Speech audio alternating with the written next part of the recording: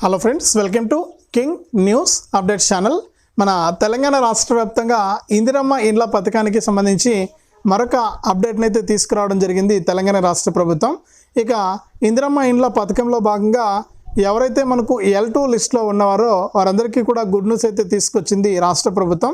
ఇప్పటికే మనకు double bedroom ఇళ్లను పంపిణీ చేయాల్సిన కూడా అనేక కారణాల వల్ల, అంటే చాలామంది అనర్హులు అప్లై చేసుకోవడం వల్ల వారందరినీ కూడా తొలగిస్తూ ఉన్నారు. నేను నిన్నటి వీడియోలో కూడా చెప్పాను మీకు. అంటే మనకు దాదాపు 41 లక్షల మంది ఇందిరమ్మ ఇండ్ల పథకానికి L1, L2, L3 కింద దరఖాస్తు చేస్తే ఇందులో 21 లక్షల మంది అనర్హత ఉన్నవారే దరఖాస్తు చేసుకున్నారని చెప్పి ప్రభుత్వం అయితే గుర్తించింది. ఇంకా మనకు ప్రభుత్వము ఇంకా గుర్తిస్తూ ఉంది అనర్హులందరినీ కూడా. మరి ఇక రేపు మనకు కీలక ప్రకటన అయితే చేయబోతోంది డబుల్ బెడ్రూమ్ ఇళ్ల పంపిణీకి సంబంధించి. మరి జిల్లాల వారీగా GHMC పరిధితో పాటు జిల్లాల వారీగా కూడా ఈ డబుల్ బెడ్రూమ్ ఇల్లు L2 లిస్ట్ అనేది విడుదల చేయబోతున్నట్లు రాష్ట్ర ప్రభుత్వం అయితే ప్రకటించింది. మరి ఒకవేళ మనకు ఈ L2 లిస్ట్లో ఉన్నా కూడా కొంతమందికి ఇండ్లు రావని చెప్తూ ఉన్నారు. మరి ఏ కారణం చేత ఇల్లు రావనే విషయాన్ని మీకు నేను తెలియజేస్తాను. అంతేకాకుండా మనకి డబుల్ బెడ్రూమ్ ఇళ్ల పంపిణీని ఎప్పట్లోగా ప్రారంభిస్తారు, మరి ఎప్పుడు మనకు ఎక్కడ ముందుగా డబుల్ బెడ్రూమ్ ఇళ్లను పంపిణీ చేస్తారనే విషయాలన్నీ కూడా మనం క్లారిటీగా మాట్లాడుకుందాం. అంతేకాకుండా L1కి సంబంధించి కూడా రాష్ట్ర ప్రభుత్వం కొన్ని నిబంధనలు అయితే తీసుకొచ్చింది. 5 లక్షల రూపాయల ఇల్లు అనమాట L1 అంటే.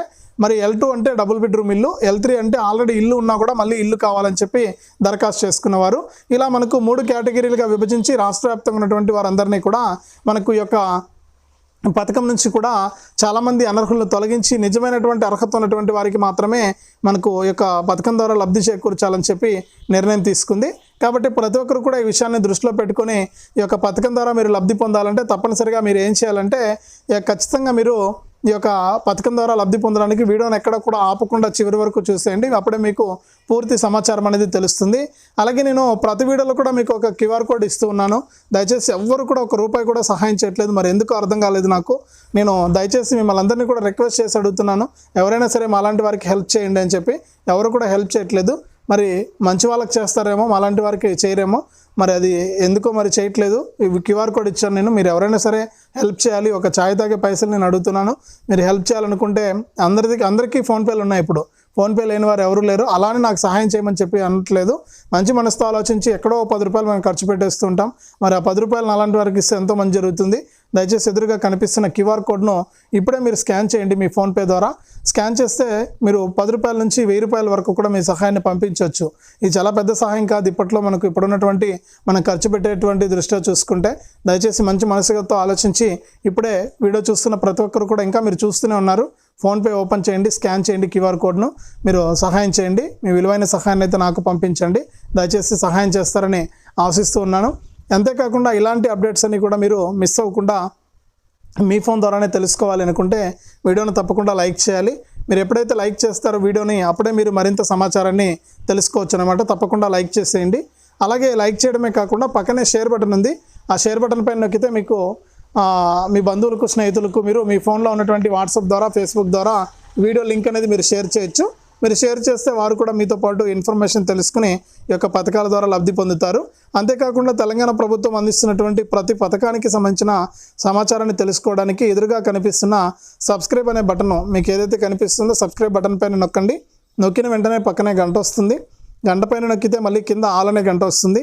ఆ గంట పైన కూడా నొక్కితేనే ప్రతి అప్డేట్ను కూడా మీరు మిస్ అవ్వకుండా మీ ఫోన్ ద్వారా ఉచితంగా అయితే తెలుసుకోవచ్చు. తప్పకుండా వీడియోను లైక్ చేసి, షేర్ చేసి, సబ్స్క్రైబ్ చేసుకుని గంట పైన నొక్కి మరింత సమాచారాన్ని మీరు మీ ఫోన్ ద్వారా ఉచితంగా తెలుసుకోండి.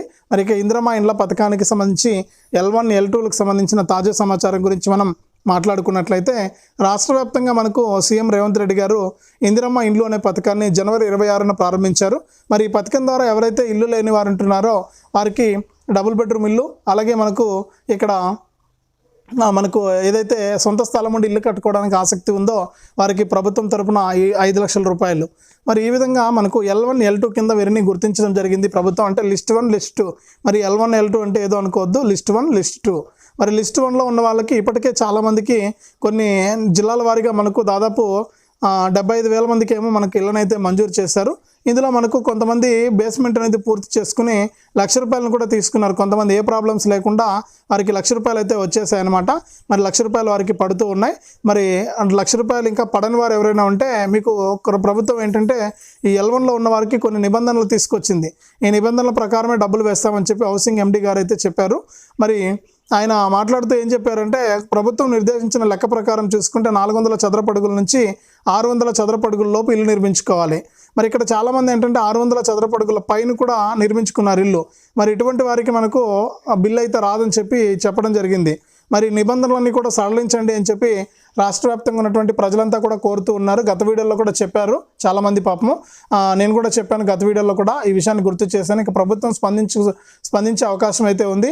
ఎందుకంటే మనకు సొంతంగా అంటే ప్రభుత్వం కొంచెం డబ్బులు ఇస్తుంది, ఇక్కడ మరికొంచెం డబ్బులు సొంతంగా పెట్టుకుని ఇల్లు కట్టుకోవాలని చెప్పి చాలామంది ఎదురు చూస్తున్నారు. మరి ఇక్కడ పెంచుకొని కట్టుకుంటున్నారు. మీరు ఎక్కడైతే ప్రభుత్వం లెక్క ప్రకారం ఉందో అక్కడి వరకే బిల్లు ఇవ్వమని చెప్పి లబ్ధిదారులు అడుగుతున్నారు. నిజమే కదా, మీరు అక్కడి వరకు 600 చదరపు అడుగుల వరకు మాత్రమే లెక్క పెట్టుకుని ఇల్లు బిల్లు ఇవ్వండి, మిగిలినటువంటిది మేము సొంతంగా కట్టుకుంటున్నాం కదా అని చెప్పి చాలామంది అంటున్నారు. మరి ప్రభుత్వం దృష్టికి అయితే వెళ్ళింది ఈ విషయం అనేది. సీఎం గారు స్పందిస్తారు. ఆయన ఇప్పటికే ప్రజాపాలన అందిస్తున్నారు. ప్రజలకు ఎవరికి కూడా ఇబ్బంది వస్తాయని చూడలేక వారికి మంచి చేస్తూ ఉన్నారన్నమాట. మరి ఇక్కడ మీరు 600 చదరపు అడుగుల పైన ఇల్లు నిర్మించుకున్నా కూడా మీకు ఈ యొక్క ₹5,00,000 వస్తుంది ప్రభుత్వం నుంచి. దీంట్లో ఎటువంటి డౌట్ లేదు.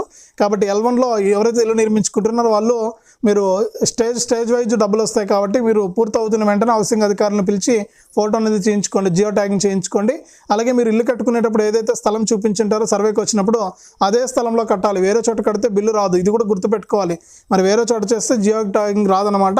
కాబట్టి ఆ విషయాన్ని కూడా మీరు గుర్తుంచుకొని దాని ప్రకారం మీరు ఈ ఇందిరమ్మ ఇండ్ల పథకంలో L1లో ఉన్నవారంతా కూడా లబ్ధి పొందాలి.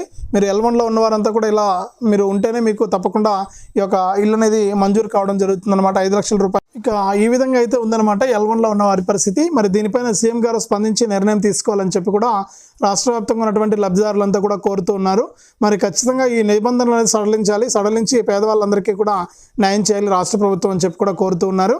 అలాగే మనకి ఇక L1లో ఉన్న వారికి ఇంకా ఇల్లు మంజూరు చేస్తారు. అర్హత ఉంటే కనుక సొంత స్థలం ఉండి ఇల్లు కట్టుకుంటామంటే కనుక మంజూరు చేస్తారు. ఒకవేళ సొంత స్థలం ఉండకూడదు అంటే మీ పేరు మీద ఏం ఉండకూడదండి, ఏం లేకుండా ఇల్లు లేకుండా రెంటింట్లో ఉంటే, అద్దెంట్లో ఉంటే, కిరాయి ఇంట్లో ఉంటే మీకు డబుల్ బెడ్రూమ్ ఇల్లు ఇస్తారు, లేకపోతే ఇవ్వరు. ఇక్కడ చాలామంది మనం చెప్పుకున్నట్లు అర్ధానికి అర్ధం మంది అర్హత లేదని చెప్పి ప్రభుత్వం తేల్చేసింది, పక్కన పెట్టేసింది.